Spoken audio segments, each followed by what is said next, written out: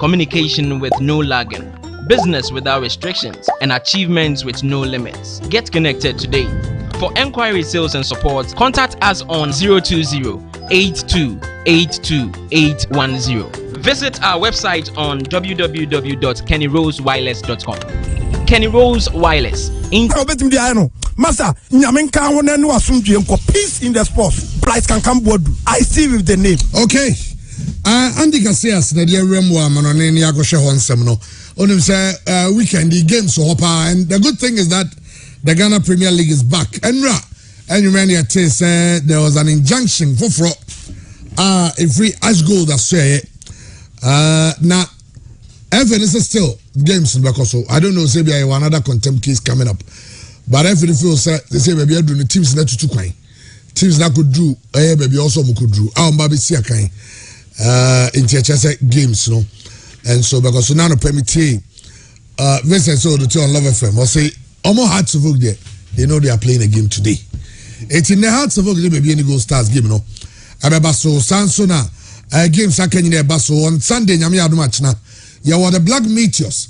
So see against Mozambique. And also your own on Monday. The Kumasi Derby. Kumasi and Santiago go Ken Faisal. What the showdown is going to be. No one is over star 711 hash now at all e-ticket. E-ticket no betting up for Black Meteors and also the top for the local league. Mamu on crying important Mamoti and Ka Namo share in Nano. Over to me at all ticket and so Sati and Ka Bono FM. Ewo Sunyane Fiapre Brekum ane domani ho nyina baby atechima ho nyina oti nka said the league games are coming up now. Mr. Wada try to support your team, go to the stadium, buy a ticket, naga support your team because the league games are coming off. It's nice I know. And on a Christian I do say trust ya wa early kickoff I'm saying no the carry early kickoff na tie set go for ma na the same who say amam ye bet no abrante bi friend some bet man na we share bet man us no o twa no 100 cedi obedi 90,000 o si and I'm say say usura ga ogudi ade no o say bet na we put it on you we be o twa no 4,000 so ni magoi manager play manager o no twa na 4,000 and na boys you bet you go twa bet dey hard na and a big am for say na say prediction no last say come fine come discuss tie ba be hwe but many predictions they are na hu eti o de mentie me de no but some tries of it me try because when prediction the teams say we because say be am obi tia no but so we be tia obi a also oji an wa gene kese say odi an wa di kese because the keto you be do obi na odi kese e do so the keto na odi so a wadi odi kese na odi a wadi o se keto 1,000 kese 1,000 ai tene fa kese breko because and they say my year you have Jackson about me year 5 matches we ordinary and 56 or in Africa. Manchester City first time over 1.5. Juventus win under 4.5. Muslo. Brighton win. Brighton about against Chelsea. Brighton win. But you Tiana or the attires at home. Maybe no. Sentinel also no course. Now Bells gets it. Was a bet. Nottingham Forest in Liverpool. Who did Nottingham Forest no more? 14. 14. Tucci, Nottingham Forest win. And no go on 100 Ghana 1,004. Maybe Sentinel say Liverpool against Leeds. Liverpool win. I don't know how Leeds win. Some people was Cassie. David say Cassie betimi abem. Say Barcelona and Valencia they say. Valencia to score. Of course, and they are possible. What I say? Leicester City is Leicester to score a real possible. But Juventus will win against Leicester. Any Munya Juventus minimum. Say. Home go lose match to win to better. The bookmakers never say very no match. Okay, how many months have you paid? Juventus. You want to say so try to be careful. I just say. Christian, I want Maccabi Haifa. All the all how many months? I want Maccabi Haifa. Maccabi Haifa 20 years. No more winning games or Champions League group stage. No more Juventus. Juventus I say among for Niema Bebrebe. Hey Juve. Juve has some now became. Chairman, what's the league in Bekoso? Oh yeah, Ghana Premier League Bekoso. Say yen change him say yen find injunction into Ghana Premier League. So there's no new injunction. As good echo High Court. And Omkudi asem. And a High Court and they say injunction on the Fan 2 League in this no. Omo ask questions our case no more year free honum. As good say on TSC into your court a superior court which is an appeals court. The way say case na High Court ni di no appeals court no and overturning for mano. Chama so TSC. Until say appeals court ne better case no so. Say Ebia as good case and say omuni case. And now High Court no made a mistake in making that judgment in the day. Chairman, there is no injunction on the league. Patriotic dem can say. Because we another injunction. There be no new injunction. Omunko new injunction bia. It a case na omunko di no High Court na no. And omunde call a superior court which is an appeal court. Say case na High Court di ye no. Ye ntie ho ase. Ntie de ba mo ho. 18 no nyame aduma 7th of next month. Ne betra case no so. Court nyantra case no so. Say court nyantra case no so. Dia and granted the ruling by the High Court no still valid before say court no betra case no so. Okay. Until between now and 7th. Ebi ebeba na 7th no ko duru honum. Na a court no ka say there be the High Court no made a mistake into injunction no or granted there.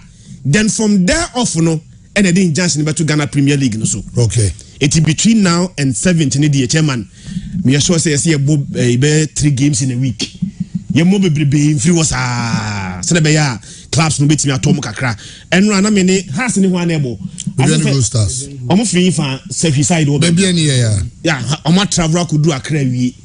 Imagine transportation cost. Imagine hotel accommodation. Imagine per diems. A obetua we nyina wi. Na ka team na make all these travel akwa could do wi. No could do we ya. Yes, game ntimi maso. Ntimi san komochi na munkotwe until say ebeka say musa mobile game no fufo. Chama, it is causing so many problems to the teams. I think say until say court no betra so no tie a case na High Court di no as good. Chairman Remo league in free 10 tinami aduma ye boss Sunday we this weekend e bo we pe Wednesday chairman fa bi so the following Sunday bi so the following Wednesday until say 17 be draw there chairman ye mo be 3 games in free na amount for honto mo kakra because various leagues no sir players in the company starting on the 14th yes you various leagues no be it is on the 7th granite me hona court meet me adjourning for another week. It just a league, my ebiti abo community be breaky. It you must see a league, league in the and I'm hoping that the FA will make a strong case. Say they'll make it to quashy the injunction. Say we can play the league and still deal with this matter. If you win, you can come join the league. If you are next season, say because there are precedents. There are other institutions, Omako Court, arbitration for sports. The normal high courts, our superior courts, no. Winning cases, they were meant to join the league. Can find any Olympics example. I'm hopeful that the FA lawyers, of course, they know better than I do. It's making a strong case. And then, hearts of any Gold Stars. I have seen him say, Nansiania, and run a bit told just say, Prof. Chumasi, Yachano, sir, where defraud you be. Now, it's a job we had you. Study and some buy no change to Munaro. Ever no a contract you be on procurement to me. And I'm just Cassam in Yanko, Monsieur Fino, then NSC, and a scanning Yanko in terms of now. I go find similar. Prof. Chumesia take it to the Facebook wall. I can be, and your phone, your baby has handsome no. And yeah, no, you be rum under 20 be rum or Black Stars.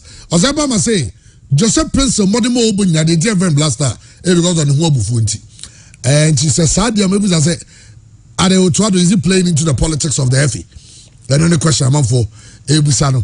Any of some and also with Black Stars, appearance fees, own sense some working with the legends, the sports minister, the FA president, a lot of the former players, and some account Tony Baffo, Ya Preco. In the video, we will be not sizing for, so I don't know that I don't know what it looks like Omina tell you August Naim for them, Omina come and EFA. I'm sure my who Tom Kruger there, but there's a Tom, one of the executives of PFAG. I remember in your video, I tell us how live on Facebook, live on 1HD television. On Facebook, you're Pure FM TV. Maybe I will be able to marry. So by TV, so 1HD TV on your multi TV decoder. Eti Makado, and Fifi, on every vice president, and every president on the Bunkum Suna and minister. So it's August 9 for Sunni, Sam Johnson for you, on players. Omuna did him, come on EFA. You're very interesting here. Omuna inti. Tony Buffalo Musuni, Sameko 4 and this side. Edi Ansa, Edi Yapreko. IFA, working with the legends. Nina, a former part of our Ghana.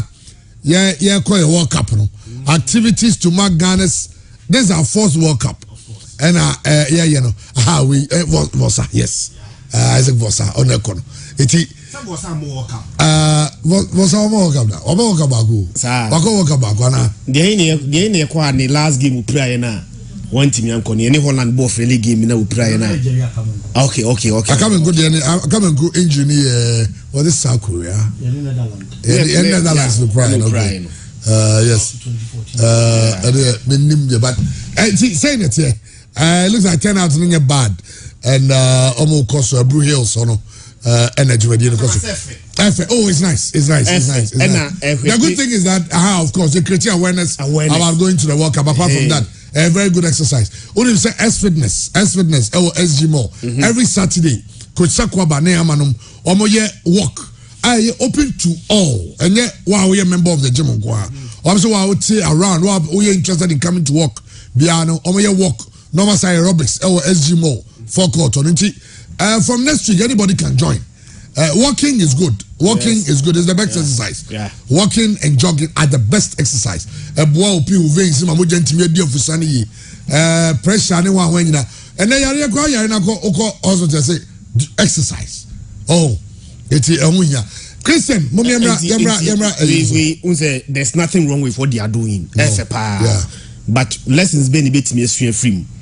Can we use the same thing, the same way, energy in promoting Ghana Premier League? Yanfan is about 2 weeks to the start of Ghana Premier League. How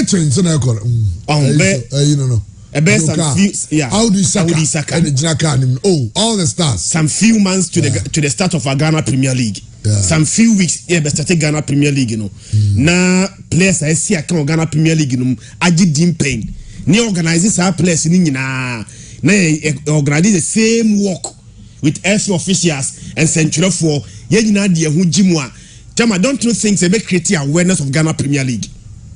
Every single person in fact, we have work where we are. A sending message, videos will be there, cameras will be there. In Central for we are as circulating every single person in this country. Be aware say maybe 2 weeks to come, 3 weeks to come. Ghana Premier League is starting. The World Cup itself, a bigger tournament enough.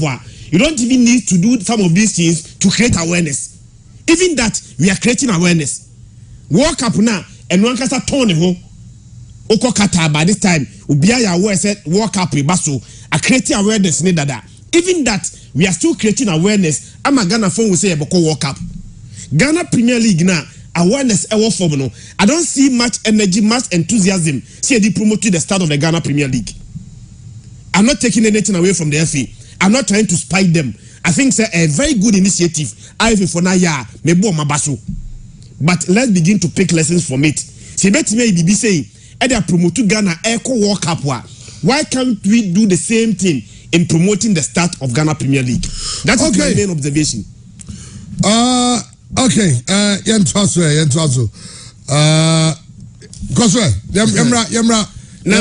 Okay, Chairman, and I say, may I impressed with Manchester United, and I want you impressed. We impressed about the club. You started Ghana Premier, you started the English Premier League, no. Now you can say about week 11, we about 2 games we no. Now catch Manchester United supported biya. Say about 11 matches we. Now Manchester United ebe close to a top 4. Manchester no biya Manchester United first game of the season. Now they lost 2-1 to Brighton. Now United next game was an away game to Brentford. That was a disaster. Here real game, you know. Not Brentford as a Manchester United, a Canaya Manchester United and TV. And after 2 games, now show the English Premier League table now. Manchester United were 20th. Teams in they know away. Now Manchester United on top of 20. But after 11 games, Manchester United etosu ensia. So we position now. What we the CV? But chairman, we are just 1 point from air top 4. Newcastle and a toss to 9. Newcastle 21 points. The toss to Chelsea 21 points. Manchester United toss to 20 points. So I think from the start of the English Premier League to week 11 and they do my Manchester United chairman, I have seen massive improvement. Now Manchester United, the last time United edged the English Premier League 2013. Manchester United for to leave Barcelona for OG League, the last time OG League and Manchester United edged the English Premier League. If one more, the last time United cry edgy crew see a boss season United and Sasso crew 2017. That was the Europa League and I just say Mourinho Jimomo. From 2017 basically Manchester United NTB any crew bia. But Michelle Manchester United versus Man City. In the game, so we have Manchester United second half performance now. City won the first half, but United won the second half. Yeah, real game, now Manchester United LSU game, by 6 goals to 3. But so we United supporter. Now the second half when we are quite impressed. Right after that game, Manchester United across 7 games United LSU. Our last game was a 3-0 win over Sheriff Tiraspol. United saw almost 3-0. Chairman, United saw any shaky start, Medica 2-1 to Brighton, 4-0 to I think it's Brentford, and Man City almost 6-3. But I'm saying they are putting the pieces together. Their mommy are quite impressed and they say, look at Manchester United. I brought the so-called big teams, about the English Premier League. So far, the only team I am among the top 6. What's Manchester United season way? Man City. Man City Manchester United team. Look at Manchester United against other top 4 teams, other top 6 teams. Last week, almost Tottenham was 2-0. Almost Tottenham was 2-0. We know. Chairman, I want Chelsea ball 1-1 in the game where United played so well. Before that, Chairman, now Arsenal are unbeaten. Arsenal started season no be anti Arsenal no. When they stop you now Manchester United anya 1-0 3-1. Last year, Manchester United able 2 games at Tottenham at Liverpool. Say big wa or United Super Bowl bekai. So 2 games in aggregate na 9-0. But season way Manchester United game on in Liverpool about the first game versus Liverpool was a win for Manchester United. It was last season. Now we're at the start of the season. Any day United year, any don't we any say chairman improvement, any big deal, but little improvement, chairman, I've seen it. Especially under Papa Ten Hag. Now I can say Medica Manchester United at 6 there. Where 6 the better CV. But look at the points gap. Newcastle 21 points. Chelsea Tosunum 21 points. Manchester Tosunia 20 points. The points gap between Manchester United and the 4th place just 1 point to pay. And I never come near German Manchester United and say last year United extra go pa blood on both fear. But so far, since they lost their first game of fear to Brighton, Manchester United remains unbeaten. Old Trafford. Old Trafford and the Manchester United say Liverpool. Old Trafford and the Manchester United say Arsenal. The same Old Trafford and Manchester United as a Tottenham Hotspur. Chairman, let's look at these two scenarios. Old Trafford and a Brighton as a Manchester United meboa. Say Brighton etimba Old Trafford. Ebe say Manchester United dia. Nanka obi anu say Brighton team share Manchester Old Trafford dia. Na Liverpool bo ho dia. Nanka is suicide. Senka Arsenal ba odman is suicide. Say Tottenham Hotspur ba Old Trafford da. Nanka is suicide for Manchester United. But they banish our first day defeat you know. Ama team say ba nyina no. Manchester United just beating them Old Trafford. It is a way Manchester United supporter. I think say improvement no e big. So what team can say United challenge for the Premier League title there. But under Papa friend Ten Hag no, Chairman, I've seen little improvement. So much me twice maybe in 2 years to come. Yeah, cat is able to imagine the English Premier League. Yeah, this year I'm count. Okay. Oh, this year there's some money so much in Premier League title. Not 2 years there. Okay. Maybe 2 years to come. Hey, over Manchester, no be the second league. The following season now be ultra valuable. That is why I say so much me twice through this progression. Okay. No man to me retire. I think said yeah, I'm not building team will be team challenging for the Premier League title maybe in 2 years to come. Now they are playing against West Ham. Chairman, we show West Ham form now. The reason why I'm here very sure say United will win. Number one, say West Ham echo Old Trafford among far resource. The last time West Ham echo Old Trafford enya win 2007. Chairman, from 2007 basically how many years? 15 years, right? So for 15 years, West Ham echo Old Trafford. Even Manchester United in their darkest moment, you can league as them. Make a man for beating my time say last year in the EFA Cup. Almost a Manchester United 1-0 Old Trafford, but that was the EFA Cup. By a bad league more from 2007, West Ham echo Old Trafford enya a win over Manchester United. Abra United the ball fee. It's United fee ni ye.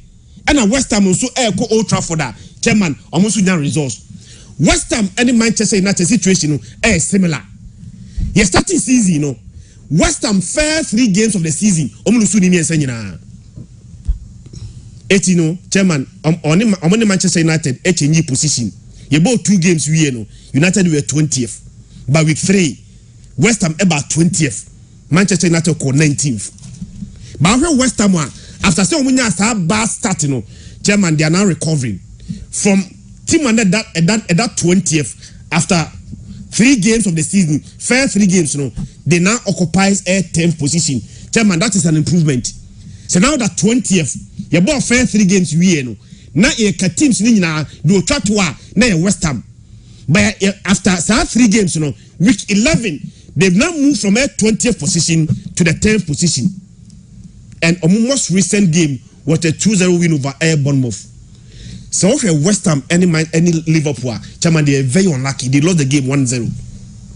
I think said Darwin Nunes, and they said the first goal, the man Liverpool. West Ham had a penalty. Jarrod Bowen, MSC a penalty. Yeah. So she's a penalty now. Can West Ham be results against Liverpool? Yeah. And you know, they are not bad. Almost at this season, very bad. But just like Manchester United, they're also picking up. It is a Manchester United form in the year. Now, boy, Chairman, I don't think they're on betting under 80 team. Your friend West Ham. Manchester United can win. But against West Ham, or France, they're still picking it there. So Manchester United are very careful. No wonder 2-1. Madika can last year almost a West Ham in the league. By the EFA Cup, I ran to friend Manuel Lanzini. And they said the only goal. I'm almost a Manchester United Kabakwa or Montimianti. Meaning Biggie, when I'm here Manchester United for. Is it a good news? Your captain is coming back, Harry Maguire. Because Varane is injured. Now captain when Tincheno Prana and Oba and good news. Lindelof say where any good news? Your captain.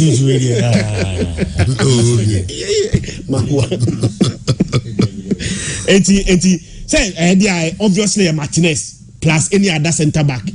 It's you know some last champions, last Europa League, you know, say win a boy, Maguire and a boy. It's you know me sure say bear Maguire and Martinez.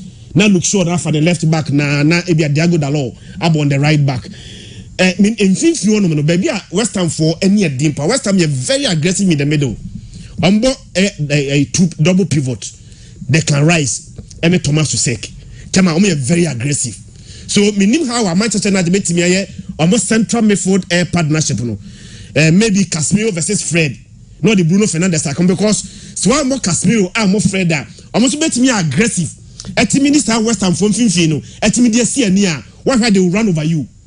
Ronaldo will go in the Europa Cup there, but I don't think it's a game where Papa Nebesa have an opportunity to start. Manchester United flanks now Anthony and Jadon Sancho on the flanks and maybe Rashford the belly the attack no. Chairman so if Manchester United any Sheriff Tiraspol now a brand table ko ye in a film no I say you film ma Van de Beek na be shemu Alejandro Garnacho ye in a film no men kind the last time one a United player a free game Old Trafford onya standing ovation but time ye brand here your friend Alejandro Garnacho a film no Old Trafford gave that brand here no standing ovation. He's just 18 years. 18 years in chairman. When you're the full debut for Argentina national team, it's just there's potential. Manchester United has spent so much on their flanks. We have United flanks now. Jadon Sancho and our branch friend Anthony. Omumi and value together put together no. 154 million pounds. And United are spending on their flanks. But so yes, our player no. Near to now board day. Either on the left and now on the right. Who said a branch friend Garnacho a branch here. He's now giving you competition. Now he's young, he's talented, or confidence and ability to cut in from the flanks is so impressive. Jadon Sancho, me just say a branch friend Anthony Dier, the coach will drop him. But Jadon Sancho should be very careful because a branch and the ball no boy, you know, he's not giving him competition. But I'm not sure say the coach will start him. Diana, or say a talent, Ten Hag to pay. Who's a Ten Hag? Okay. Perform what talent on better improve. But me sure say dear Manchester United Bobo, Jadon Sancho, and a branch friend Antonio on the flanks. Now Rashford LED attack. It's a game I see West Ham scoring because West Ham Jared Bowen on the right, now Said Ben Rama on the left. No ball that can rise. Any Thomas Tuchel, attack, Finfin. Not Gianluca Escamasa, and so the attack. These are players. They have the potential to score against Manchester United or Old Trafford, but I don't see them winning. Manchester United worst result in this game will be a drawn game, but a win there. I'm going for West Ham will score, but United will win maybe a 2-1 or a 3-1 for Manchester United or Old Trafford. Okay, Christian Trent. So now, remember, Biggie. So because I also heard the early kickoff, and that's what's going to be interesting because Leicester. As I'm so picking up the pieces, sure. Our league name Leicester at home against Manchester City. Chairman, Leicester City versus that of Manchester City. Say open the winning this particular fixture. Many sure say over dream home you know. Straight away Manchester City and that of Pep Guardiola. Yeah, say a year doubtful. Haaland. It's a Chinese way. Almost a doubtful. I want to do them. But I'm just say. Omo Haaland to score no. Omo careful because he needs to be boy now because Guardiola say he's weighing the options. Yeah. Chairman, these two teams are how Pep Guardiola set it up, and how Anyama see Koyman this particular season. Certainly, a game I was Manchester City. No matter who is going to play, any other needed results. Teams like Man City, Manchester United, Liverpool, Chelsea. We expect even when their teams look depleted. Omo free bench especially Manchester City. The quality at the whole bench they be bound. The same quality. And ya pempoya na ben. The only department America say be emubewa the attacking department. Ellen brought Haaland so far 11 matches, watched 17 goals in the EPL. Or Leicester City. Well, Manchester City scored na banti. Okay. Yeah, they were two of my never told their mind and check right to the Twasu. Chairman, the season national. Now I heard that of Leicester City near Mankoye. They only stuck to Brendan Rodgers. Say over these years, I'm a Nema Koinka Kramomo. And based on the track record of our club anymore. Yaman opportunity. No one did him. Now has a Nema Betimiasa. Etiashasiano was very bad. But Royal Leicester last 3 games our ball EPO anymore. On a very good results. I don't know now what Kushi at this particular moment. Manchester City is also say what if we are closing the gap between Ono and that of Arsenal? This is another opportunity. So on be born the Washe. Arsenal will be playing a Nottingham Forest side. On only with a lot of confidence. against that of Liverpool, because no matter how difficult the league is, what me about Liverpool and your results, and then only more that kind of confidence. And found that time when year former player of Liverpool. Now if you be on the team, say there and also you be the man not for it. Man Liverpool is a quality player and Omuja man no matter the kind of motivation or fire, they've gotten that win. Well, and then only push you more. This is the squad that City parody and area is only in the next hour now. I think about 57 minutes. Now game no. Basso, Ederson, of course I had 4-3-3, but you know Pep Guardiola. Maybe baby now 3-4-3, you know, because that Cancelo will go up. Cancelo on the left, John Stones on the right, Manuel Akanji, Eric Laporte in the middle. Now Ike Gondwan, Rodri and Kevin De Bruyne. Jack Grealish, Julian Alvarez and Bernardo Silva. And Manchester City team. They shall say in the next 56 minutes. Against Leicester. And that's how Leicester City are also lining up, because that's very important. Of course, Danny Ward in post. Daniel Amate starts. Now, it looks like was regaining the form, no? So he's starting, and that's good news for Ghana. And now Ghana here, you should have been proud. Say, a game between Mallorca and Espanyol Libya. Baba Idrisu was named as the man of the match. Oh, what a game that guy had. If I pass me on mine, who passed the Grebida? Hey, pass me on mine. Say no, back heel, stop your now.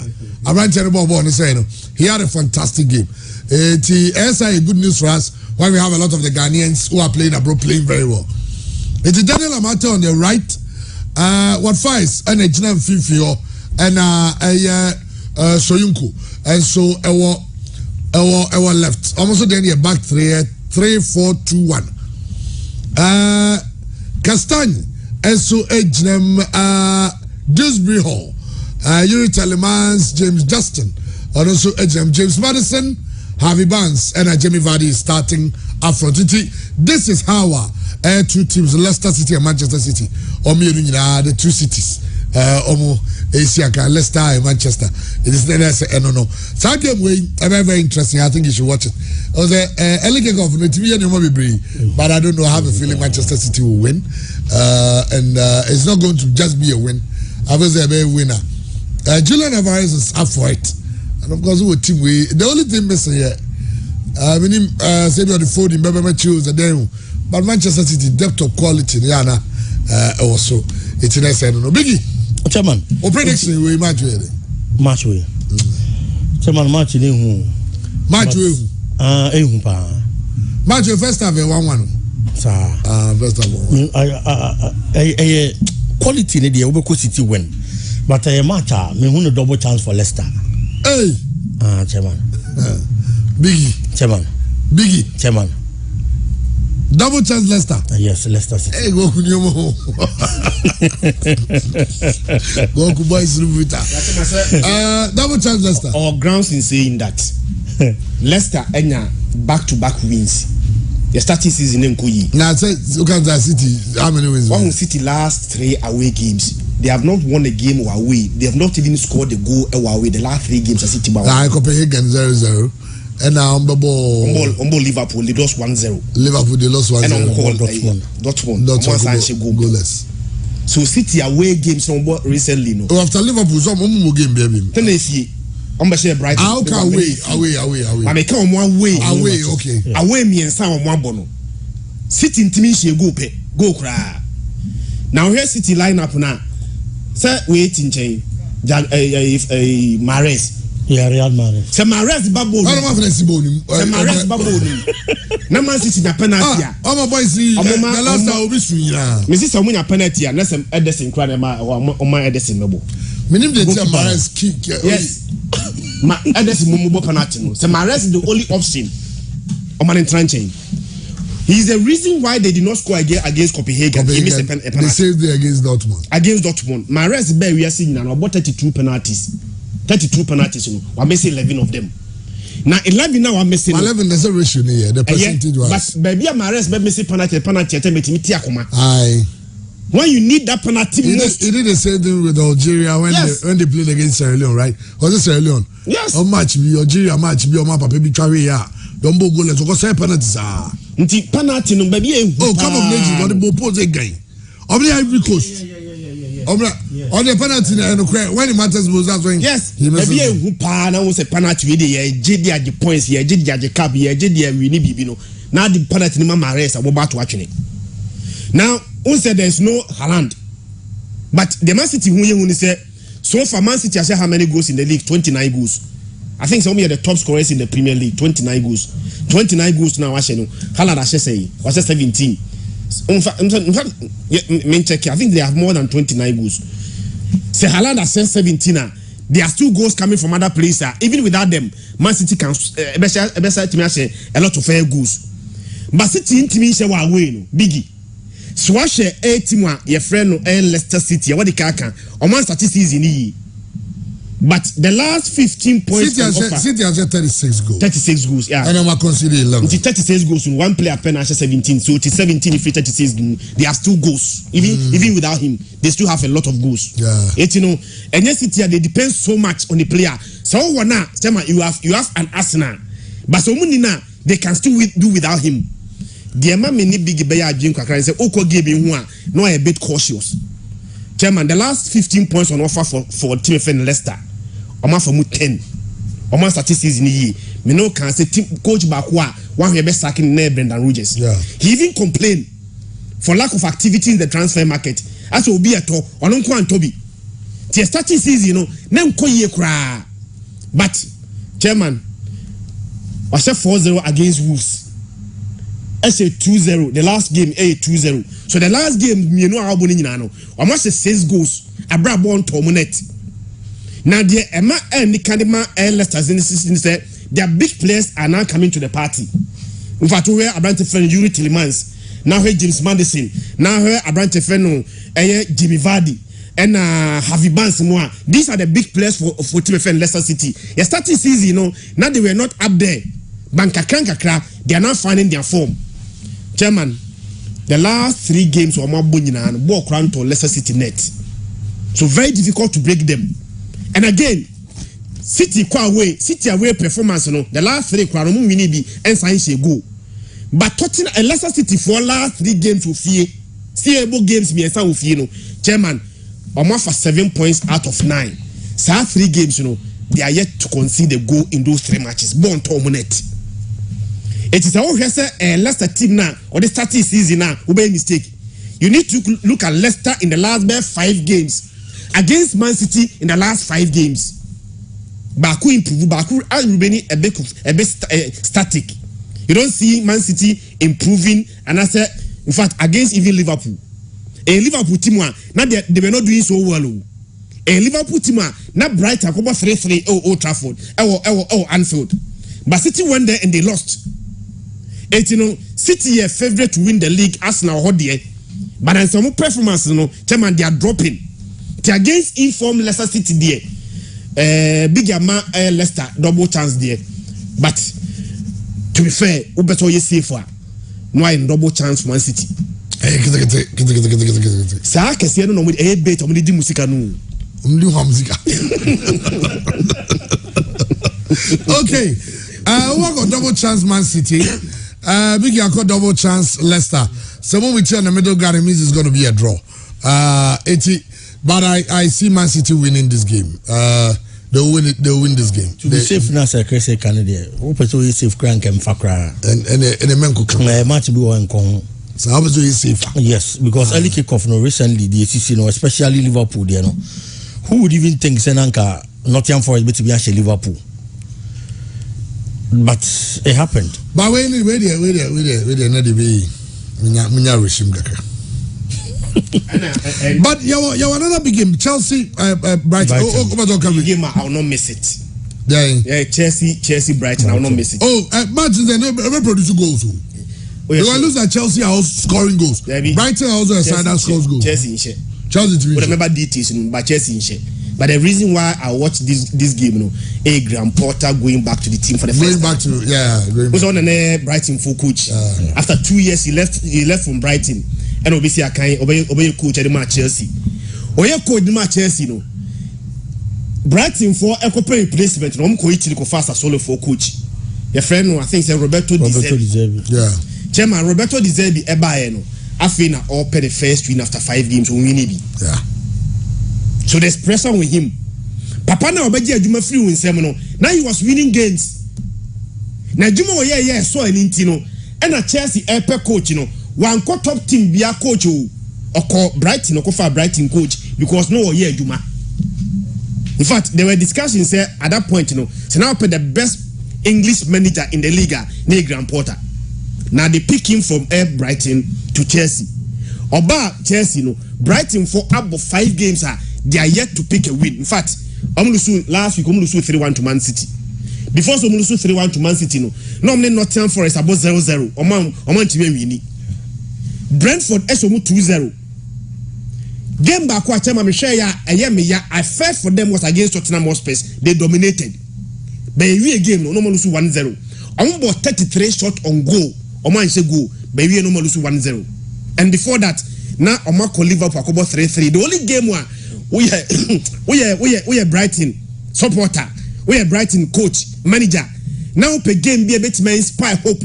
Their game against Liverpool or Anfield. I'm about 3-3. Troza ebo hat-trick. Unim say Premier League satie nyina no. Players me sape and abo hat-trick against Liverpool or Anfield. Troza was the third player. Oko Anfield akobo hat-trick. It's the so Liverpool game ni dia. Omo we need there, but there were a lot of positive. But coach ni buy no 5 games we win bi. Now coach na obeji okoye na obeji adwuma no and only ni ba be sia. Chairman also free Brighton echo Chelsea no. Chelsea were very bad. And a Chelsea team no. Chairman for Chelsea team no. Chelsea acco 9 games on beating under Graham Potter. So the difference between the two teams has been the manager. I manager there, but Graham Potter making a return to the American Express Community Stadium. Ebiana, I don't know Brighton. They must say home fortunes because Chelsea is the last. There's so many Brentford goalless. Yes. Observe go. Yeah. But we 2-2 and not 3-2 for. But Chairman, I very careful. Ose papa de friend no deserve no no kuti Sassuolo or this Sassuolo 3 years in 3 years no this Sassuolo no almost 136 goals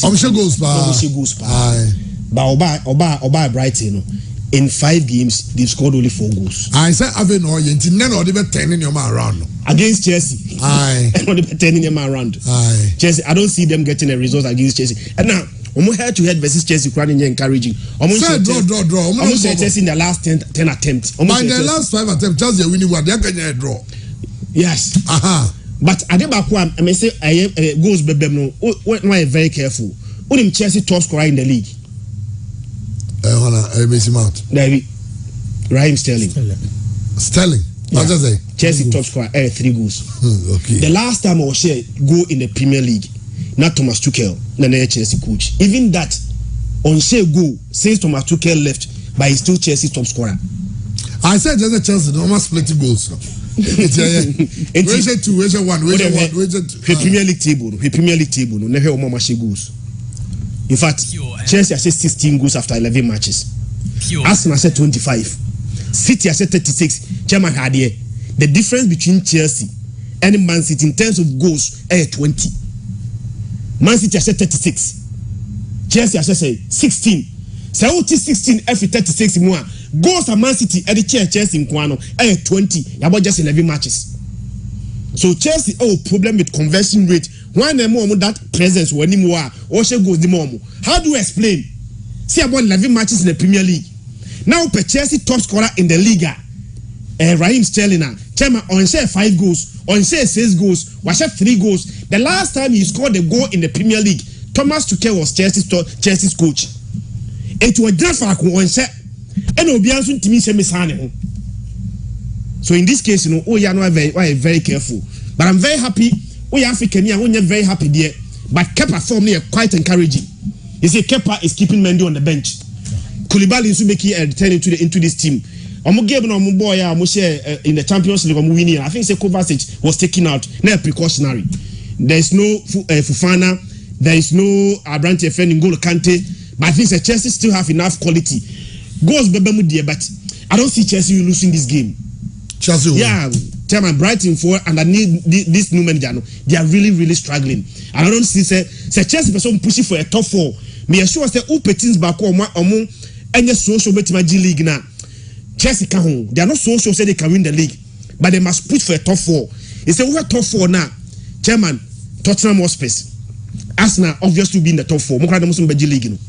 Tottenham Hotspur, Liverpool untimi nka say Liverpool untimi. And Newcastle are performing. And the Newcastle for so yenintin. Why you very careful?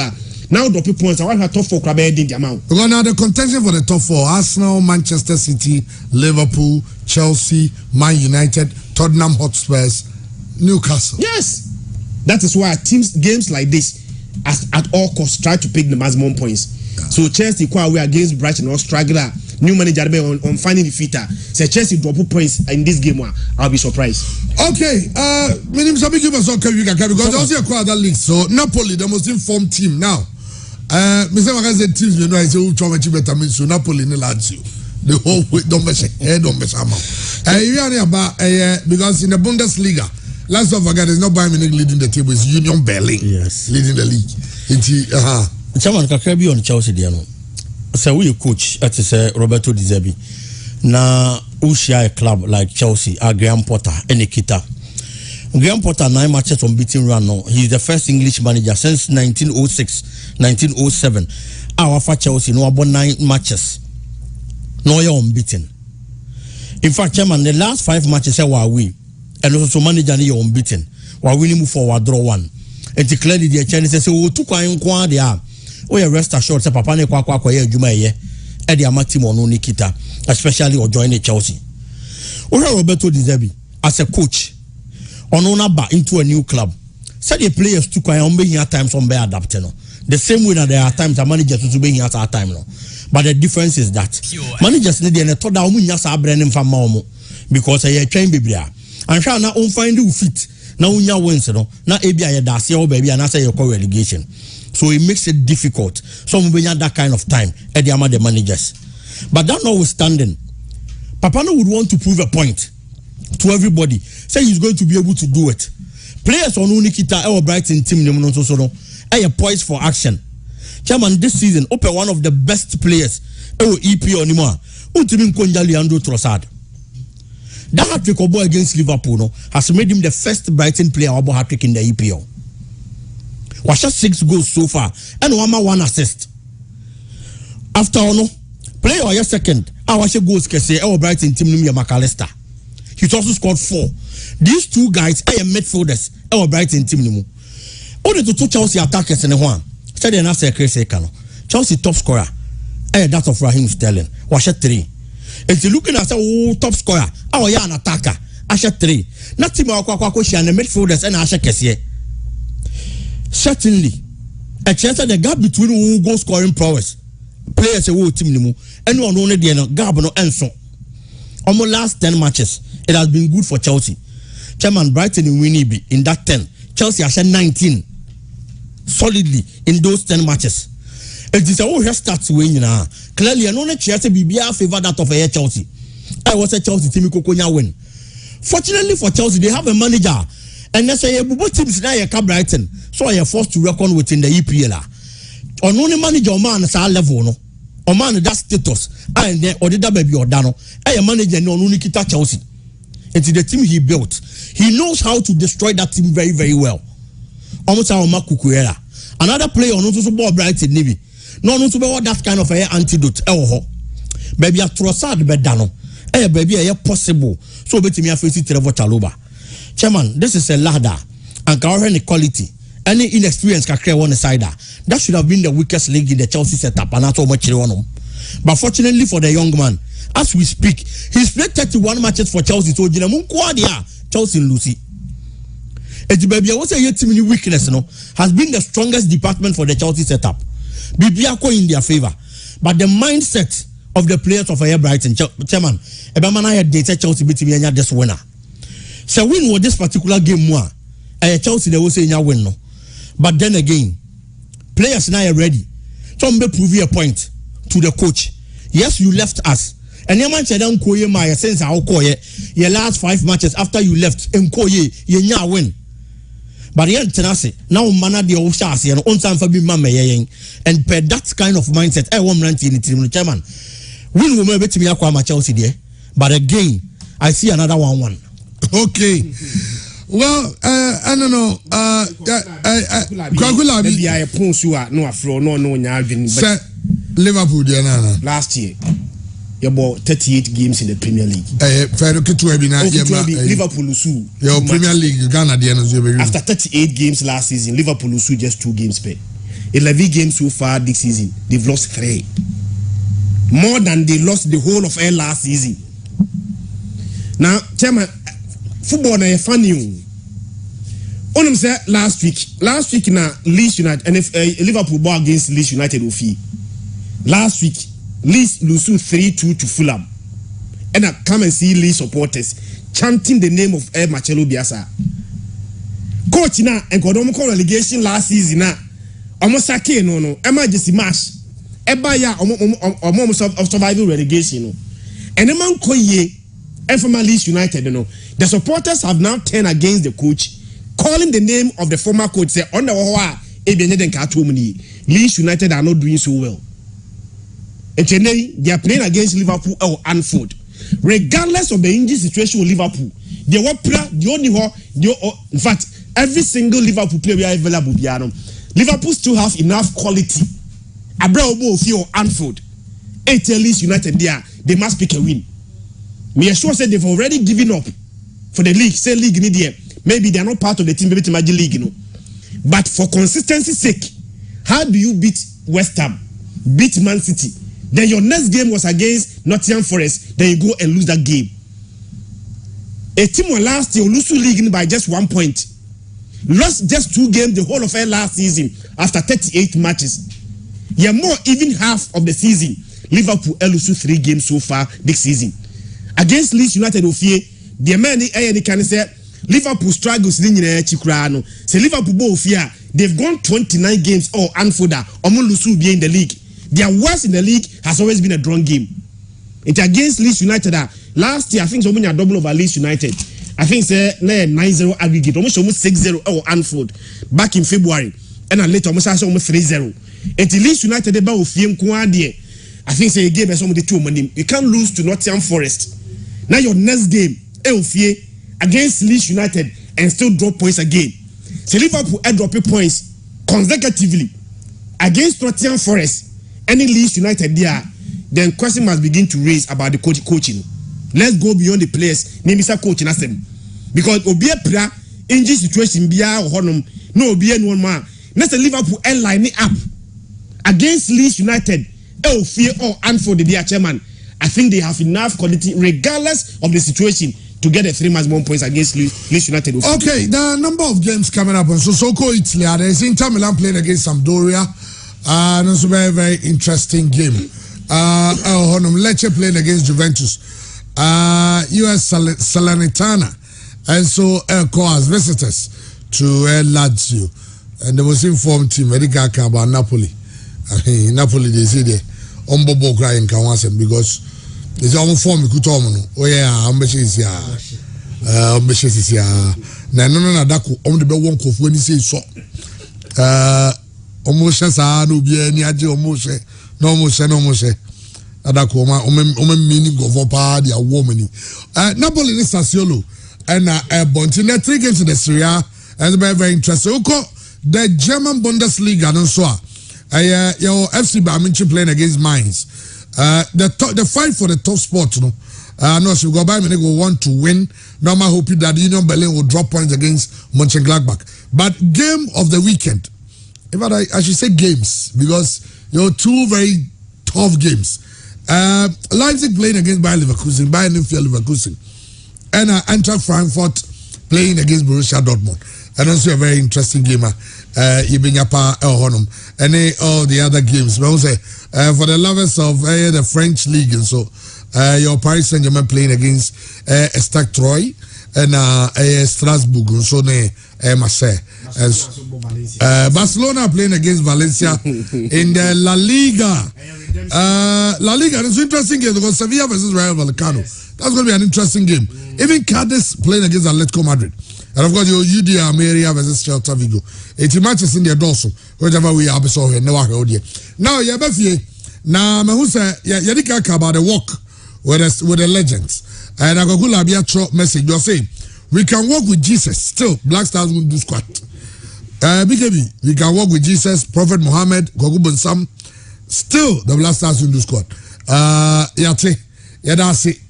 But, yeah, players no more yard. You know about you do so. But also you have send a message on Facebook say, "As a back pass him kwa." I don't know see any your coaches know. You say you also had any issue of coaching because players seem to play. Players seem to play so well when they are their clubs. Yeah. And your coaching one the players that also surround them so count. Yeah. Oh. So man, we coaches so and necessarily say player who team munko na wasa ohwe no now how be setting it up no team anya results me kai say Thomas Tay party e wa Atletico Madrid mostly na Diego Simeone man a more defensive role, which is the defensive midfield role. Ghana match be na kwasi apia UC no at a number 10 the first time party ball hat-trick ma Black Stars. Since then I call back to Atletico Madrid no na Diego Simeone man a more advanced role because we heard of Ghana and we say coach ni push ni ko anim no o she goals at the Ghana. So if you give him that opportunity maybe I don't want more goals at the Atletico.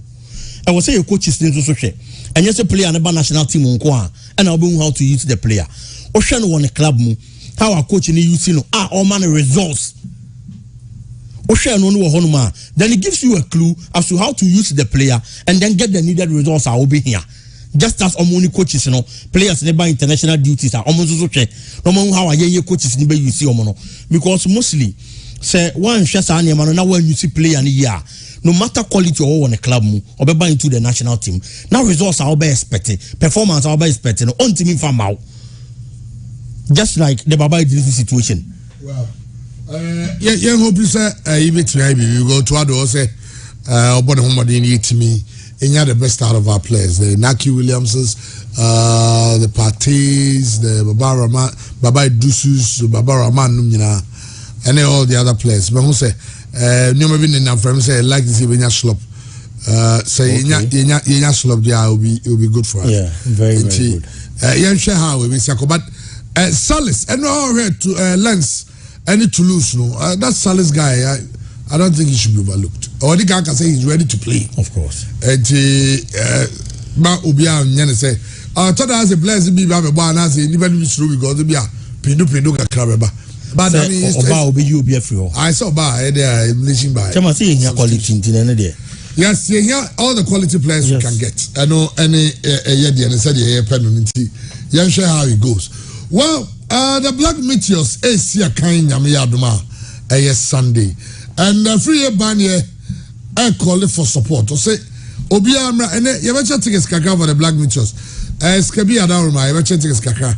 Na yedi ama for no Obia kwa sagi nibi. Free banye then oka the Kumasi Ghana in regards to playing in African competitions. Going away, picking all the 3 points, I think you yourself, it's not easy.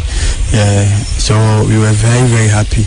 Our mentality towards that game was at least we should bring a point home.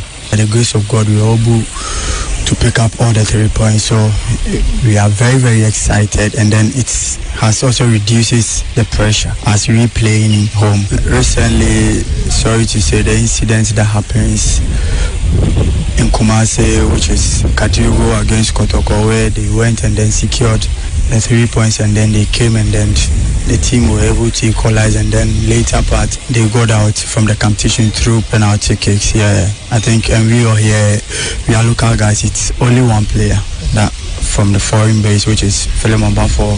So the incident that happened in Kumasi, I think if we couldn't watch or if we haven't seen, at least we've heard a bit about it. So at least that one always even tells us not to be complacent or not to relax. Yeah, because football right now, anything can happen on the field of play. Yeah, and football as a game has developed. There is no like you can't suggest or you can't conclude unless the game is over. On our way to Maputo, we need their prayers, their support, and then they should come in numbers in stadium. This is where we need them. Come in numbers, support us, and then they are going to enjoy the good football of the Black Meteors.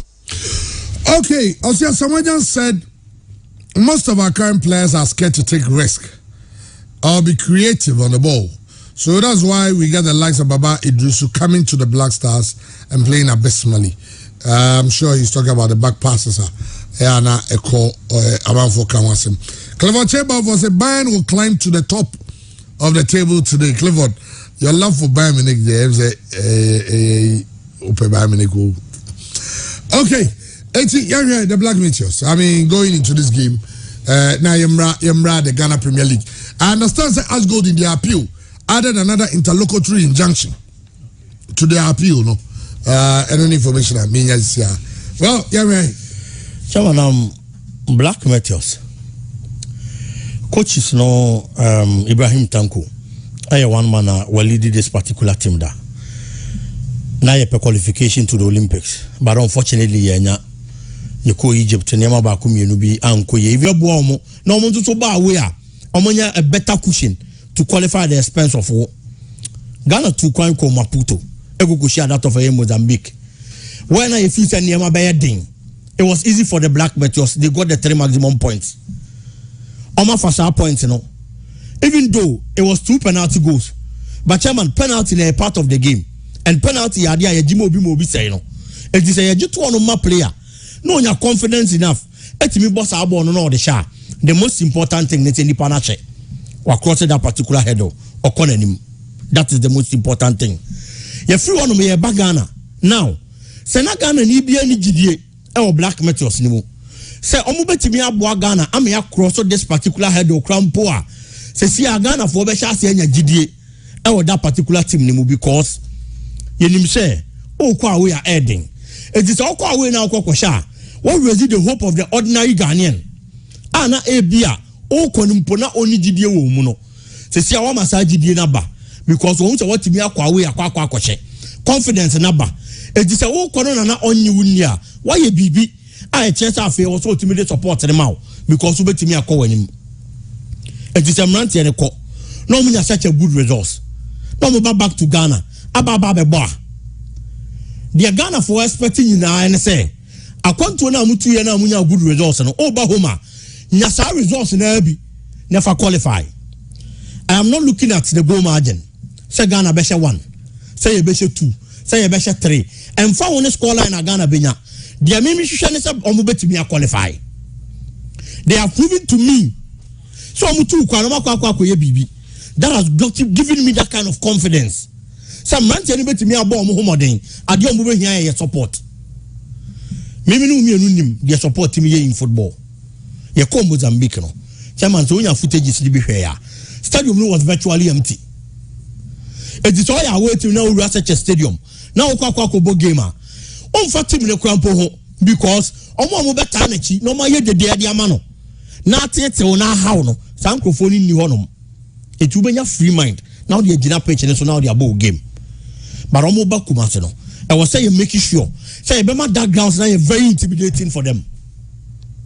Ghana ni bia obetimi atukwa no ba beta Meteors na chi come and do it maybe I person you qualify na ye kono near the call eventually a Olympic games no. And also na 23 for the World Cup no. Chairman baby you qualify be a chepa. Just like Black Galaxies. Now you qualification ko chan nache. But when we decided to do it, now support them by time rant that you push you omo. Am at the level and person you could do ne kokoduru ye. It I'm expecting every Ghanaian. What means no. Say nyame ya do be china. Omo me time rant that the confidence I'm ranting na mayenya in that away game no with the support of the ordinary Ghanaian I know they can do more.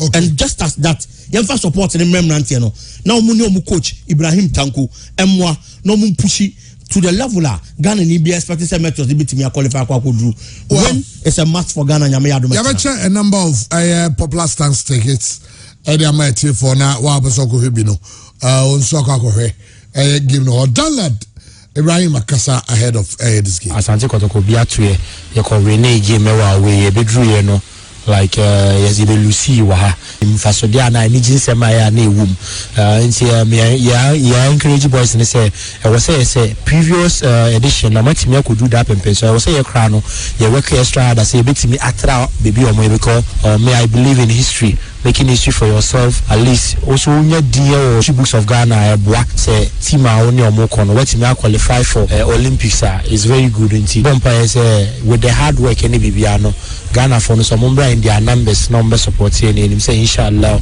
ye be show mo anyunyam. Okay, and here Dan Laden so they are calling for support. And again no quick one Yamra we have no excuse. We there's all team kwa win na kunya sa to one win. But Dan Laden can say happening Kotoko. I'm going to show we Kadogo got to go be shower. Also they should guard against complacency. And no should serve them as a guide. Say a sipain ultimi kwa win no ko win no be free mu fie. Chairman ufri mu bia e free die. Ba so be free mu fie die nka free mu away. Ufri mu away wa free. Ufri mu fie wa free. Ba so be ba be free mu fie die ene nka ufri mu away ankeye.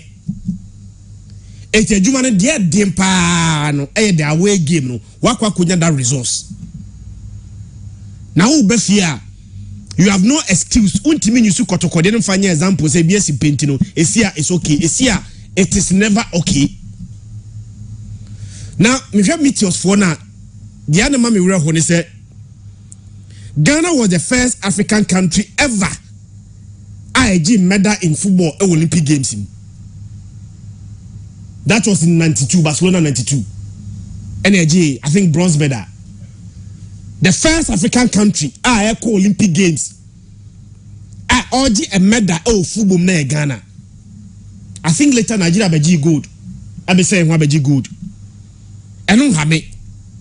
Yes, that is our precedence, you know. It has now gotten to the stage that I can't remember offhand the last time you qualified for the Olympic Games from Ghana. Say Ghana go Olympic Games, even qualification keke. Now you call Africa Olympic Games now. You see certain teams qualifying. Now Ghana now. You hear the pace setters Olympic Games football, you know. Chairman qualification in their mind. Now, some share FIFA for or project no more now. Under 17, under 20, 23, any national team now. The bridge between AU football and the main national team no under 23. So 23 need break here.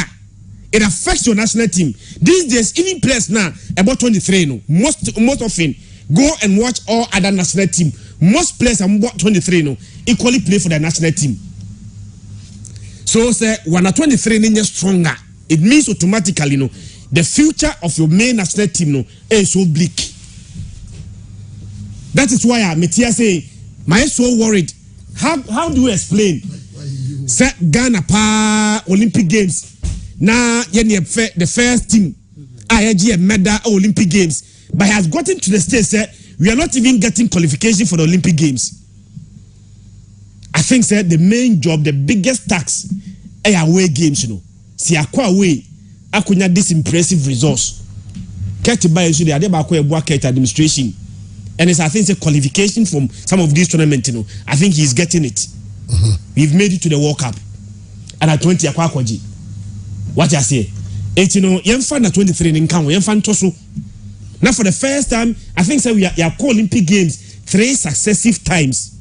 Ghana qualify for the Olympic Games in terms of football. We set the pace. The first team ever see a medal. Yen team ni gold ni bi Nigeria abe say ha be gold. I think say Cameroon cried gold. Olympic Games no. O be say ha kwaji gold. Na yen team ni gold ni bi I think qualification should not be beyond us. Well, let's see qualification. Me go via champion on a chair the Black Meteors management committee no. Aji boko there. Boko. Nyamia dum say Scaraba fine. But when I mean who they are. Oh, he was some chow man. Oh, chow. And then they won't do how.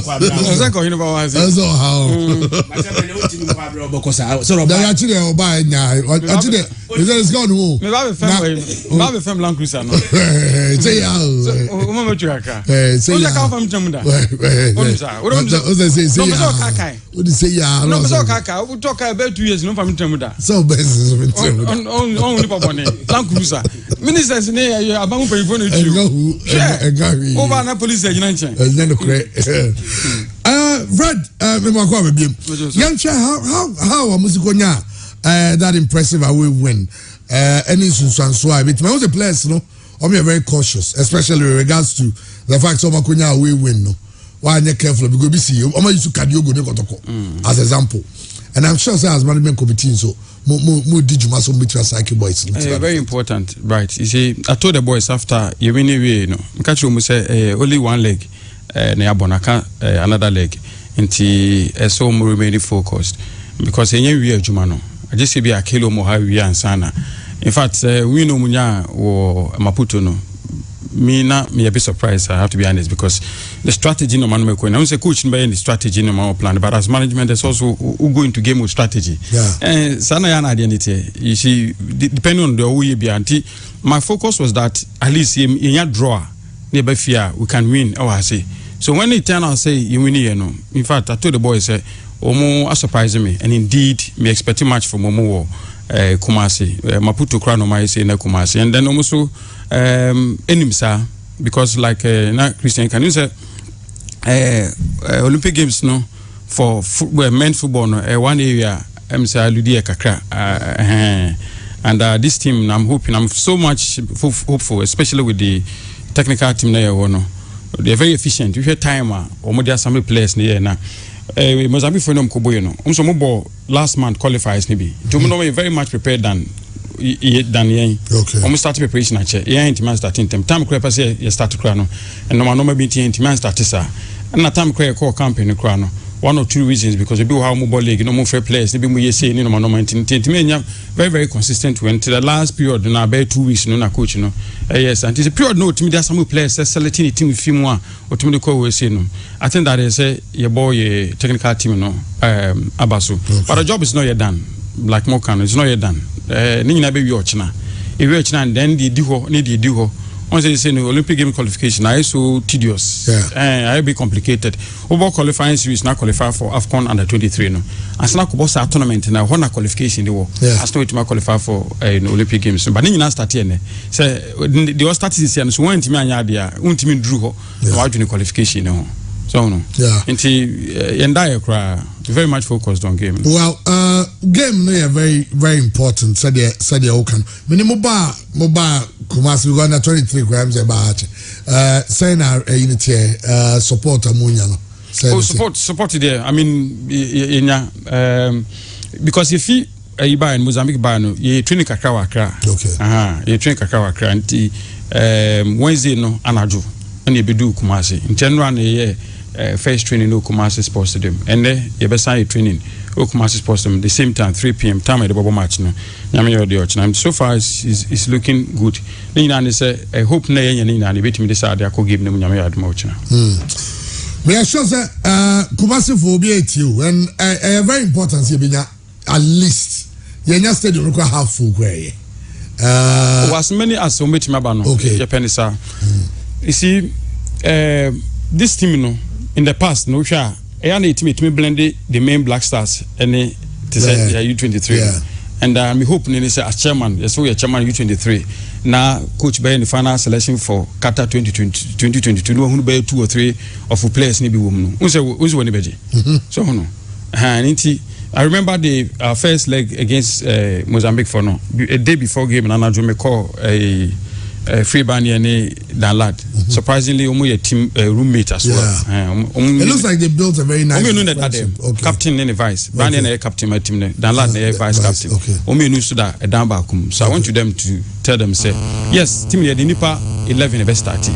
A bimso to bench and 70 bench. Nemu a lot depends on Sanko for me. No, a bit made in Kunima. For instance, say Dan lad consider 1 goal. Na bani actually 2 goals.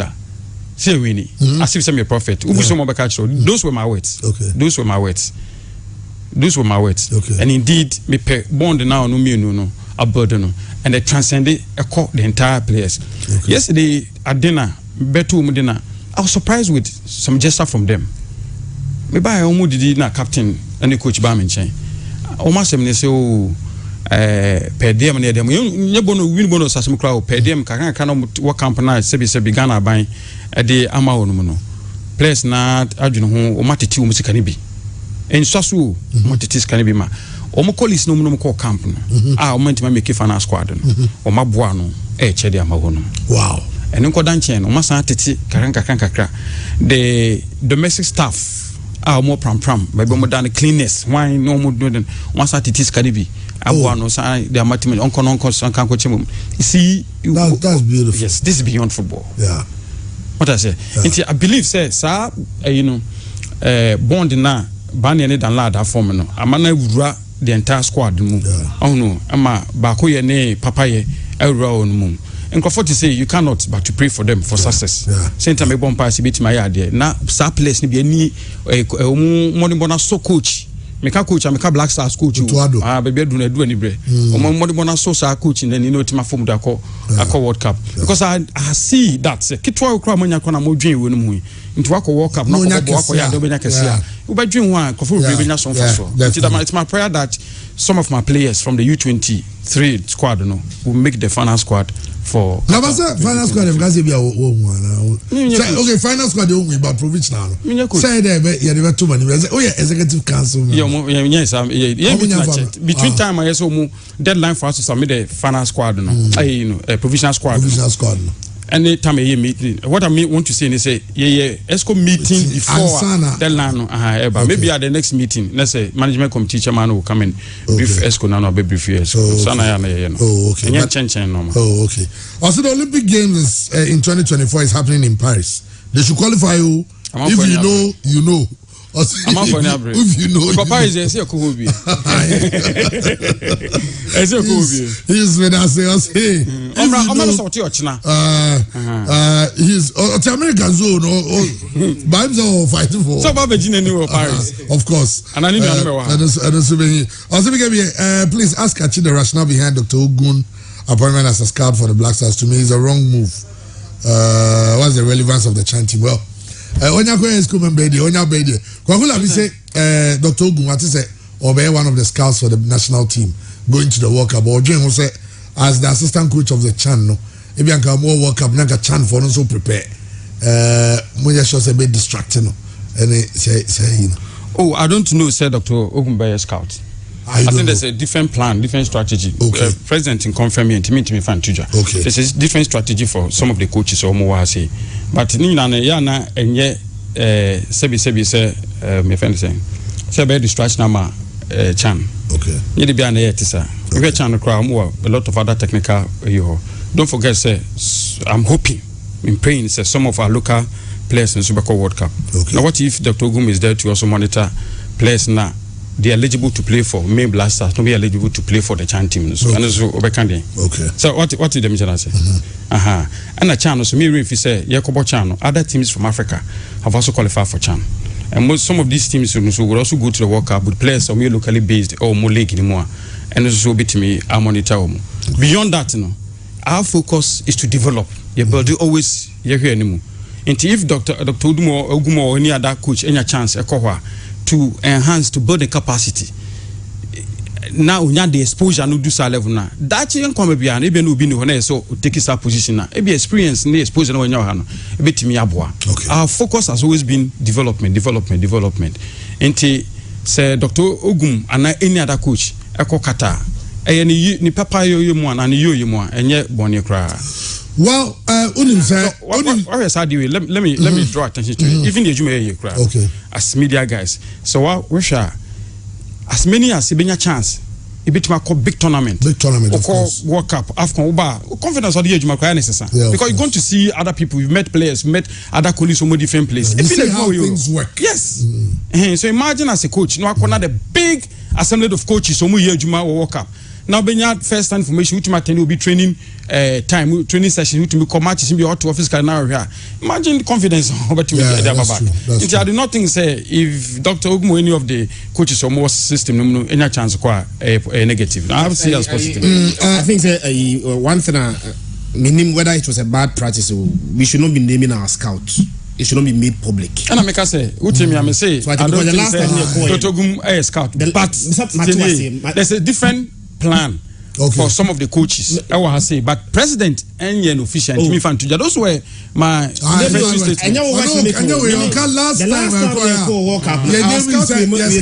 yes, scouts here 1, 2, 3 no. And you know when we in the way say we no scout now it should not be public knowledge. Adeba ko Ghana had the nyina nim say he buy bonuses ne appearance fee ne in there, and especially they say is on my days are say because now said the media reports say no we gonna care now you are the board of the Ghana Football Association. Me behalf for U23. I say you can hear the kakra bob abeba ho. When you say this afina. But they be up me but they end discuss the mean coming. I said the mean committee say any minimum be doing himself by U23 but they be say I say my appearance you know what to say for World Cup.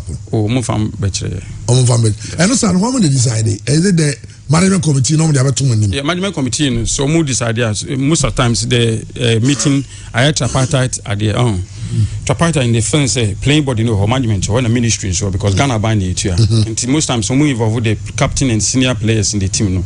The management committee the Ministry of Youth and Sports and now more ever. But let me say this.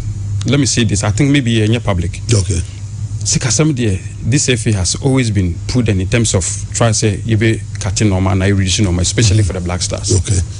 Like I can assure you that. Okay. And I know you're saying maybe in a government of Ghana, it's a Bank of Ghana at $800,000. And no, no, I'm saying just to put it in the didn't pay Nicaragua to play them. You didn't. How about Brazil? Brazil didn't pay, in fact, for the first time I have to say this. Brazil game no, and the company is kakakra. Scanning so ketu every day. But the Brazil game, they paid us something. Okay. What I say? Of course, the cost around the game no. Was a flight, charter flight from France to Spain. So now pay friendly match. Now kobo. So cost. If I did the game against the Nicaragua no, a hotel no man no move fabi. And yes, you too. Oh, okay. Do you get it? Okay. It's $800,000 a year. That's $800,000. The players in 2 friendly matches no more. No sky say first in friendly match na yes. 5,000. And you two be 2 friendly matches no more $2,000. Match back be $1,000. Oh wow. Yes. Really? Those are the negotiations that's this nice. FA has done with the players. That's nice. But the thing is that you don't talk about these are some of the negotiations the current FA has done with the players. The friendly match, the day you and Nicolis, 1,000. In fact, some of them didn't even want to take. Okay. And almost you will be a G into be a signing one and almost sign a J. Some of them didn't want to take. In fact, where mentality na come. Where a huge plus for you because situations are 5,000 per game and Ghana for one. If they are taking 2,000 for those 2 games, I mean to even play Brazil, you might even want 10,000. Yes. But if truly, I mean, they're okay. Me catch her in there. Oh, of course. Said 2 games now players in the boy, They took maximum $2,000. That's $1,000 per game. Per game. And some of them didn't want it, especially new guys now. Some of them they when staff for money, no so it's where and then they sign up on me because we try and say yes, you must be paid, but can be do when especially when it is a friendly game coach anybody access it to see whether he has to select you or not to select you. So what I say, and you owe it exactly. So because we better how they say coach is like money select you. Into those things are important, and I think we say we are public. No. So I say it. Government has not transferred any $800,000 to the Ghana Football Association. But number 2, World Cup friendlies. We baby started from Brazil game. FIFA Emma preparation money, preparatory fund. Okay. And now they prepare. So how come the FA go back to government so Sanko just give you? Because FIFA is giving money to prepare. Okay, now FIFA. So those expenditure around those 2 games came from the FIFA preparatory fund and all. They members no qualify for World Cup. I think this time is 3 million. 1.5. Okay. Even the boss how much? No. Is it possible say 800 was spent but it did not come from government? No. Me can want to hear. The government entry once the but the publication was that the Bank of Ghana has transferred $800,000 to the Ghana Football Association. I'm just a Bank of Ghana transfer 1 cent. Ghana Football Association. But Ghana Football Association, is it also possible the Ghana Football Association spending 800,000? No, I don't think so. Okay. I mean, in terms of final win, but at least the information I'm now giving you. Snippet of those information. Say Brazil game, after Brazil game, na boy, they gave us something.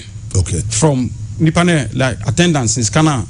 Okay. The Ghana can get process. Yeah. Yes, Ghana earned something. A percentage of it. Okay. Ghana earned something from that. Okay. Nicaragua gave me there was virtually nothing. Nothing. But what they offered us, and they say, yeah, sponsors, they give us the liberty to advertise the sponsors. Okay. And the sponsors about Ghana, no, even where command to billboard, stadium to advertise to the world. Okay. So we didn't pay Nicaragua to play them. Ghana and Chess Kama Nicaragua say one in the bubble. But boss, unse sa vacuum na muli. I agree with you 100%. Yes. I agree with you. As I'm okay, perfect. Efina ya dianka, but this time ke boy fina baso. But I'm getting this information and ne. Why am I coming in? Yeah. Let's imagine in the past. Say blaster ye frost ye be because first near churches kabia. It did not make sense. So Brazil friendly match, players, if you at the moment $1,000. Yeah. To play Brazil. Yes. This information should have been made public. That's great management. I mean, be honest. Exactly. You keep evidence of what Jatum say. It's a vacuum because so when you leave the amount for I agree with you. Say players need to say there, and I'm sure say any negotiate even World Cup on between so considering the economic conditions of this country. No imagine was okay. The FA Keskane and this my point. I don't even Nanka ABS Kane ban ye nyeska from World Cup no.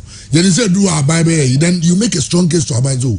Any place they cannot match so kaka. This can ba nanka mama so a certain percentage for our legacy projects because any yeah we've done that. We've negotiated. Okay. Don't forget, say a security fund out of this World Cup. Yes. Do not forget after the election 3 years ago, and normally be some of your policies. Normally said, but I say security health fund. So okay, yeah. What I say, security health fund. But our health fund, the creation of it will come out of the World Cup benefit fund. On the mention says Canaba, as I buy team might be out of that we are creating health fund. At the my place, say we are local league no. Which many injury be so serious. The FA will support you for surgery or abroad. May try to create even relationship with one of these Arabian countries. More facilities for surgery. Out of World Cup fund, maybe create a health fund.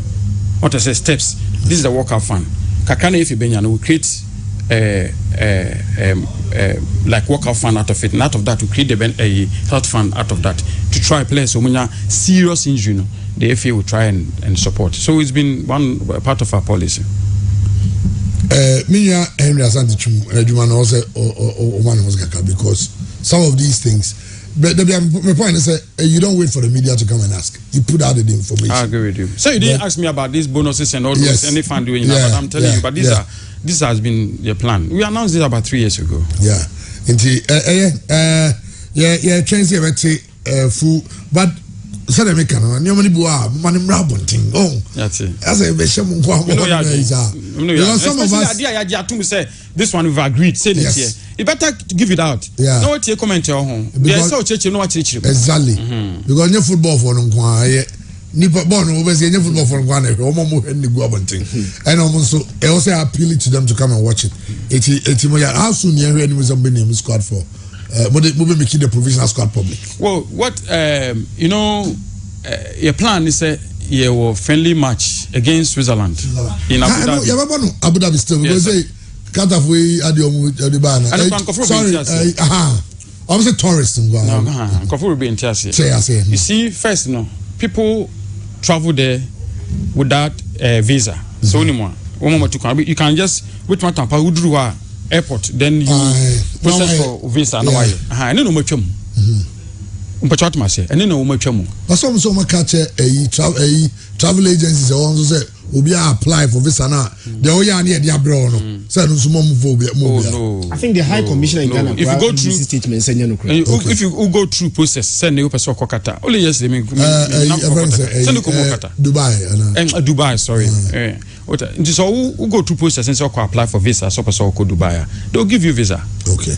Ghana, one of the lovable countries in the world. If you travel around the world, because most time Ghana for intend money around the world. The Ghana passport is so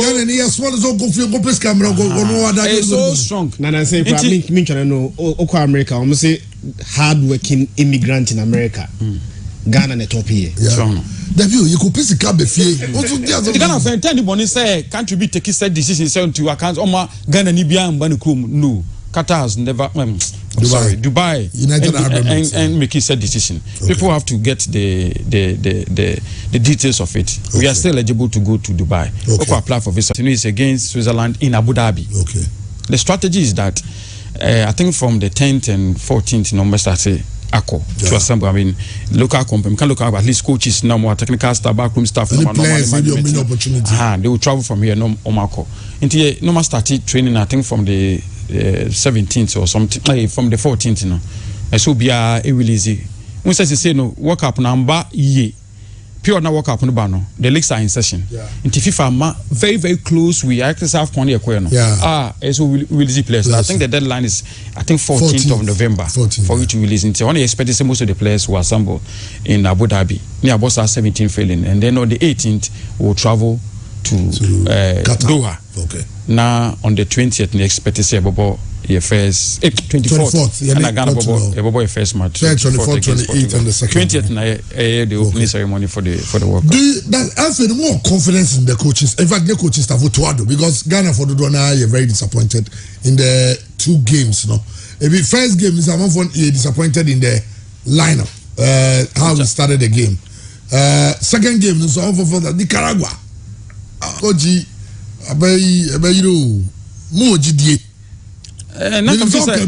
Stadium there, but we are U23 but you know, my family journalism the truth of the matter is that the coach himself admitted he made mistakes. He made a mistake with the system. Yes. One can't about the squad. No.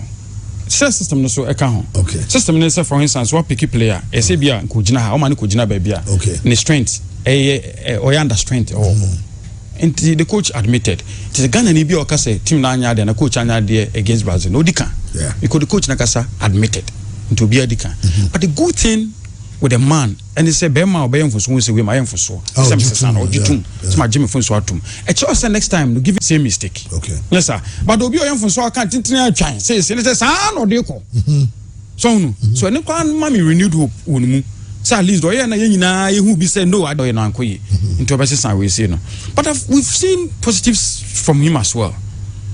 One of the a positive thing you can find with Tuado, and especially in managing the Black Stars, no, and it will be all balls. What I say, or you're strong, or you're tough, and Tuado has that.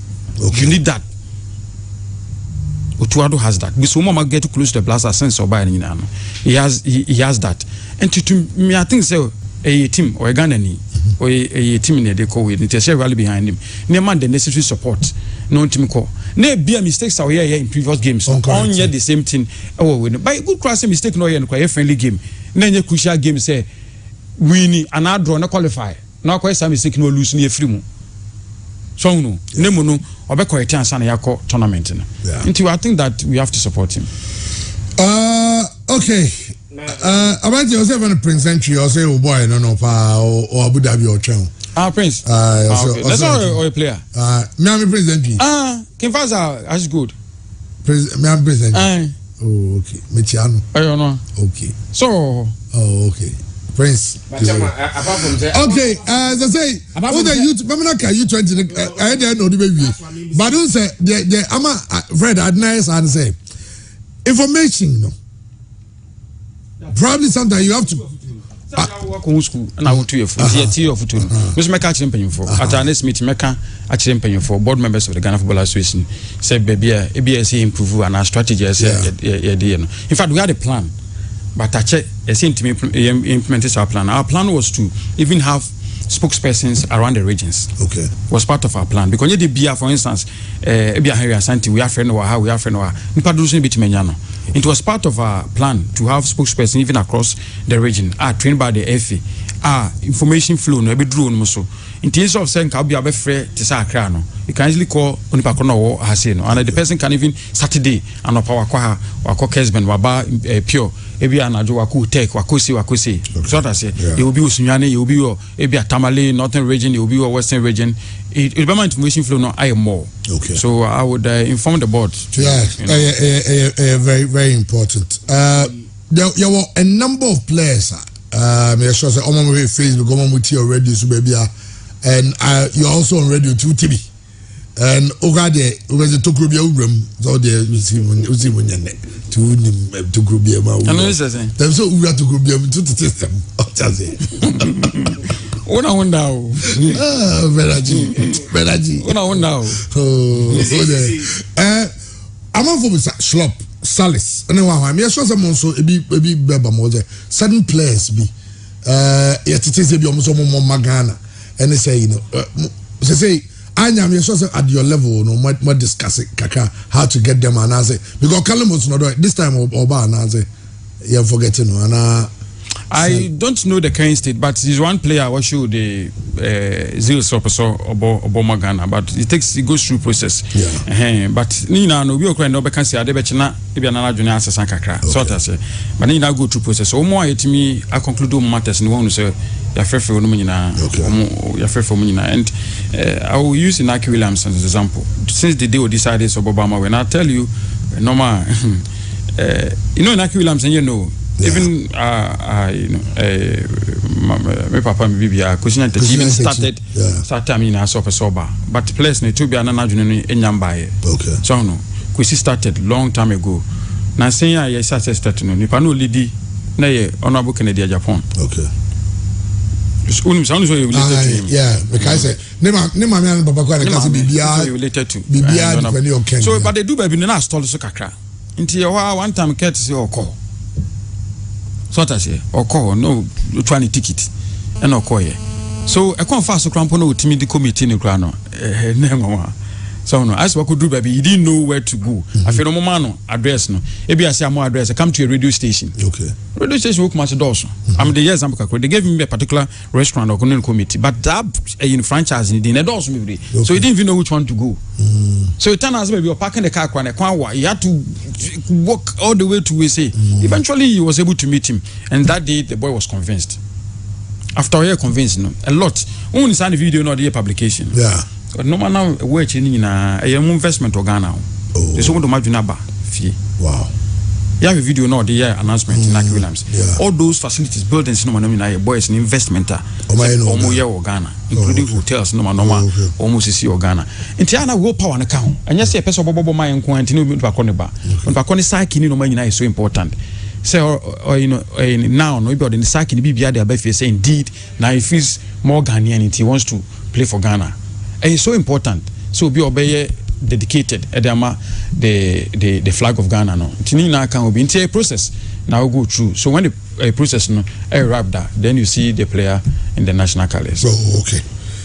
enti onono de no other players ba be can no you see at the end so say mami ma so you see tournament na woko in other players bet can be on bet map can but in for the World Cup because there's a deadline for you to name your players okay and if you go through the process no I mean the legal process no then we before I saw some to list now just on back no team World Cup so Baba Magana could be later okay but for now the focus and concentration is on the World Cup okay it's 55 and 40 okay listen on the by or the provisional on the by so say between but only names no but me so number there and between time we are in co meeting to one Fred Zao the say that between time no here no the meeting but me especially one minimum there busy why about what say I want here say the end of OTTB 55. Now it is. Yes, 40. Oh, it is. Yeah, it's 55. And it's Ghana Olympic Committee for the other 2 is 40. Oh, and this is journalists say wow. Now they don't there be your official handle. The other no some minimum. Original this wow. Matuasi into say 40. But the tournament is not organized by Ghana Olympic Committee. I understand, but minister dey almost better to New York crowd. So what there say be an official. Oh, me be me no catch. Oh, winning Fred. Oh, bright. Hey, Fred. Rock of you me pap catch. But court and sense I'm because you're cited over contempt. Oh, must have but I'm just a cited over contempt, right? And now ne as good for them. Matuasi Bambasa which I say have a promote U23 match. But Ujra court today, but say it's also the judge for football. We say we have a U23 match. Why? Ghana football and Kanko. Of course, I mean, very important. Very important. See, you never could because we want Ghana football to progress. And at 23, mobile channel, Obiada Romani PF, we check ticket into. Yeah, it's 100 tickets. You know, we need set concerted effort. I mean, individual dedication towards the national goal. And so, we are this service in the Soviet into it on behalf of the president of the Ghana Football Association, on behalf of even Ghana president, because the national team, the minister, Omomi involved in Yankasankasameka U23 team on behalf. No, but some days that ADC Mobos. U23, them say, I was a name team because. Minyan chairman of the committee and Minya Pass the coach. Now we know the end I say we Minyan but Nanzeno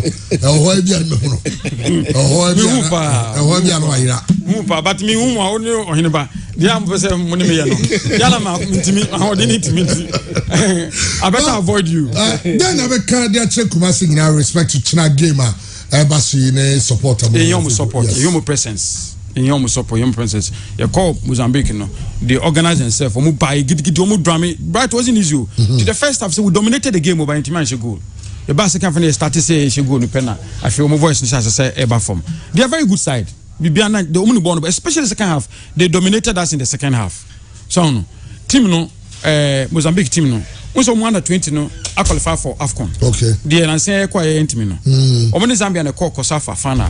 And the Kosafa region, I think they are made of about 15 countries. The 15 countries let's work Kofana. Yeah. That's all. Yeah. The Omani Zambia Kofana qualify for AFCON, CAF, and Kasa, under 20. No. So some of the players are drawn from Sao U20 team. No. Others are drawn from Omu previous U20 team. No. Okay. And that team, I think they have about 4 foreign players, if I'm not wrong. Okay. I think they have about 4 foreign players. Okay. In the squad. So they are good. So no. In the sebetimi akeli of Ejumana na sebetimi wi Ejumano nyame adoma ochina ni nyina do don so gina supporters ne nkrofo beba be my support no so yenya mo presence e wo stadium. Oh, okay. Well, it's I don't know under 23 game you know nyame adoma achina nyina en trying to support it. Let's go watch our stars. I think that those two boys deserve a lot of support. Dan Ladne, everybody, how well they are doing. And me personally, I'm saying the last time I'm going to come and say, I would love to see the two of them in Qatar. I think they should make the 26-man squad. And the boys more confidence, eh? Yeah. If you get close to Omo. Yeah. And he gives me hope. Yeah. Ombetimi. Now, there's also U20 now. Can be U23. U23, sorry. U23 now because no one does there but no baby. It is also time for audio. Yeah, baba. Aye. Munya. Oh, some na ga ze beba dia ze eti wo beba. Aye. Baba. Yes, general Nkomo about Ghana football because it looks like every day and me bomb abaso so your bomb abaso I'm sure that obi otie bi e bomb abaso say too friendly some because enti bi grada say you just get sama players no so maybe a chum na say players you guys you go when you go na say yes you kakra oh but then it's very good my idea they get it Otuado so born abaso what I say Otuado no among us who can say oh you tough no just a tough say is say tough because you who in there say he is he really is I'm telling you okay yes oh yes I'm going to influence the squad no You dare not. You dare not.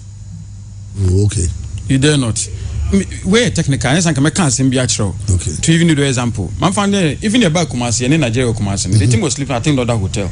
On my deadline, say 9 o'clock. So only camp is so we camp 9 p.m. Wow. On no Abidjana gate, no more security. There were even players. Say you come eligible for blasters, but no one can free. Catch him say Thomas, so they have to go. So they left the camp. Wow. 9 p.m. Normal security for no. Be on one you know. He's strong. Okay. Right. Bibian Danch, I'm telling you this. I've gotten close and I'm telling you the American. The last things, all right. Man for Nigeria, the final example. When we went to Nigeria to play, technical meeting one so on the coaches no more. The rest of them came with a particular strategy. And also no an idea. No, so okay. It's only him against Omo Makano. Okay. Tonight he's going to go with Omudiano. Then go into the game with what Omo suggests. But second half, no so Omo strategy no sir, and you the particular resource now. Omo in expect say a yield na obeko Ononidiano. Do you get it? So Omo called changing room now. No start here. You are coming. Go call my home. You was implementing Ononidiano. Okay. Because clearly, and that's somebody with the balls. first half was different in the second half. And that's someone with balls. Okay. Do you get it? Omina akabomo, Chris tweeting one. Omina akabomo no. Do you get it? And sometimes, you know, a coach in this area, you need to take risk. Okay. And you need somebody who is prepared to do some of these things. Risk. They are hearing them on risk. Away Nigeria game no. There be Brazil no. Nka say untimi nya nyina sa me ka Nigeria game na me kan. Let's say Brazil the makacho so no waja to me say oyo fonso. Okay. And to Nicaragua no also go to as oyo fonso. Okay. Nicaragua no so na nso danye. Okay. But did you say World Cup because World Cup we there. Very much. Your group is very tough. Yes, and it yeah. Yeah, the lowest ranked team going to the World Cup. Don't worry. ABS pen yeah, called 2006. Your group na yakoya no. Yeah, the lowest ranked. We played against second highest ranked in the world, fifth highest ranked in the world. All of them were in our group. Yeah. But we qualified out of that group. Yeah. Nobody expected us. So what must say? And so now your mouth of you know on hindsight no. I hear because a squad and quad them so want to be the greatest squad. But to boss analysis and say it said the somebody ko yai. So no. Nti mama hope team no. Okay. I'm very very hopeful to say we do. Okay. Well, Fred, me found winning now because I'm say you didn't come on. I'm Ghana Premier League in Sokakana.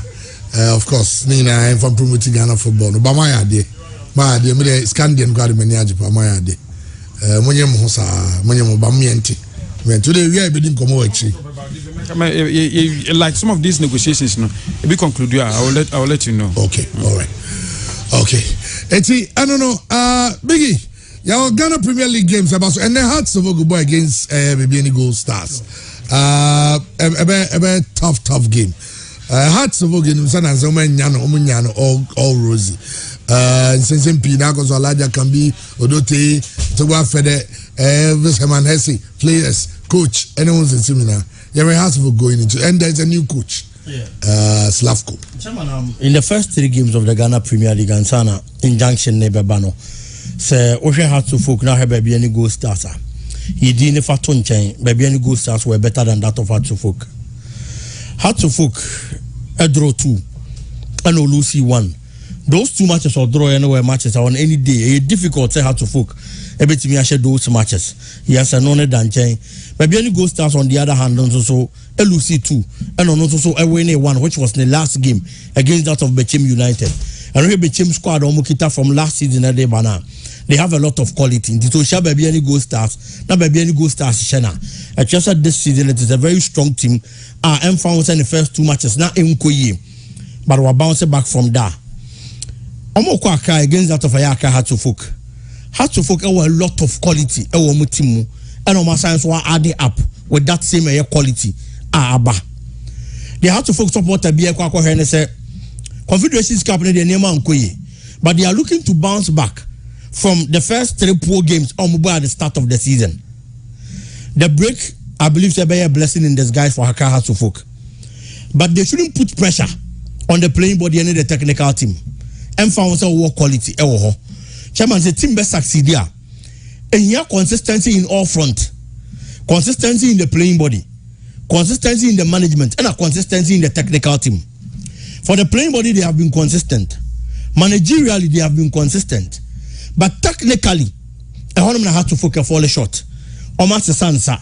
And you don't expect, say, Coach Awaba new into a terrain, bida. Yes, they have a clue. But then again, you ask yourself, say, Slavko Matic be decided to better than chain. No, David Okulaya Jumanana. To me, it is a no.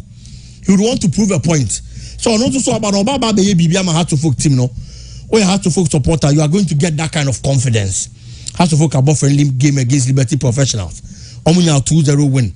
One new player, Lenda Ntangedon, who has to folk supporters and who do better media on board, got the opportunity to play against Liberty and he scored. It is a whole team. Now about friendly games, that's a goal to the bar. You get that kind of confidence because, chairman, training games, training matches, friendly matches, the kind of form I'll pick you any goals are channel. And yes, I'll replicate it in the A-League matches. So for me, in terms of quality, how to folk has it. I was on to be driving this particular encounter. The only problem is the coach is a new man, and certainly he would need some time to be able to adapt. Men can't score line so much. So I have to focus on results about Boamami, okay. But I'm not results now. What I'll be looking at and say, how to focus ball bang or mobile. What is Slavko Matic bringing on board? Meeting aside, I have a goal stars. Now the coach here experience our Ghana Premier League in Michael Osei, coaching Kumasi Asante Kotoko, and a host of other clubs, Again, on only day on board. Certainly, Obama that kind of competition. And is in my heart. I am not necessarily looking at the scoreline, just as I've said early on. Certain players, to sell them Tangi Donmo, we are looking to Omobeti are finding the scoring boots. No man goes Yama has to folk. Junior Kaba, Yasan watching. These are players that people expect a lot from them. And see, going into this particular encounter, I am expecting say class sports stadium there. How to folk back the 3 maximum points. You say Krama be any day crampono, nenye fee. And they have to folk both here they are. And also to be picking the 3 maximum points. For that, supporters in your expectation, no. But the coach is a new man, so let's go and then look out for how the whole team is going to set up. Near it, to me Abuama Nema Sesa. Chairman, Kakrebi on Kotoko Nick Faisa. So a Kotoko supporter, you are going to be looking for a serious revenge against that of a Kim Faisa. Last season, Kumasi Asante Kotoko Nick Faisa, Asia 3 times. 3 times the Kim Faisa we need 2. League back, FA Cup back. I'm going to start to Kumasi Asante Kotoko dreams of winning the FA Cup last season. And I'm going to Kotoko film. From there, Kumasi Asante Kotoko, ultimate 10 Hobako League number 10 fixture. Ibrahim Imoro, a sweet free kick for them. Today, Imoro Nihonum. But Kotoko is looking at say, Omobetimia performing very well. Now, Nkonko last season, Kwaya can fight Sadio Mofaso. Omotadio Mofasa Kwaya Naso. Can fight also our last season, they need to guide them. So, if only they do things well, Omobetimia they needed results. I'm a Nema Kuye Diamomo. Kumasi Asante Kotoko can fight technically almost changing hands. So you expect that there's going to be a bit of struggles.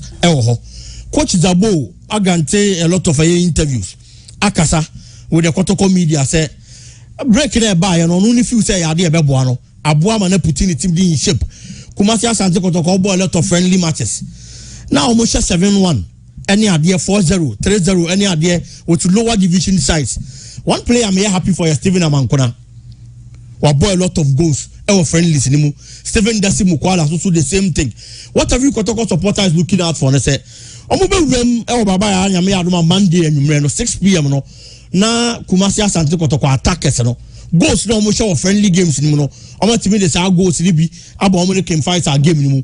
Can fight on the other hand. So last season, certain players are not holding the fort at the club no when they met Kumasi Asante Kotoko. Pius Bafo our central defense. Today he's no more in attack. Kotoko player Ibrahim Osman, he's also not there. And certainly, Osha can fight our team now. Ebe Uram this season now. Again, the team that met Kumasi Asante Kotoko last season now. It looks a bit depleted. Do more Baba Yaya and a host of other players. Enoch Morris in a free one was switch camp to join Kumasi Asante Kotoko. So the quality they had last season, no above from Kaka and Kumasi Asante Kotoko, and also LBF up. In as much as a very difficult game because Kim Faisal feels Ababaya Sports Stadium, yes, Omuna able home, even though Omuni in our home grounds, but on paper can fight an able home. Apart from that, Omu last season performance to guide them. But I see Kumasi Asante Kotoko, if only Zabu and Semna Wadi Kanya Kano is going to work. I'm expecting Kotoko to win. Monday, definitely, yes. Monday, now, yeah, I said, all the other games, of course, the Diana Stars with Diama. That's a tough one.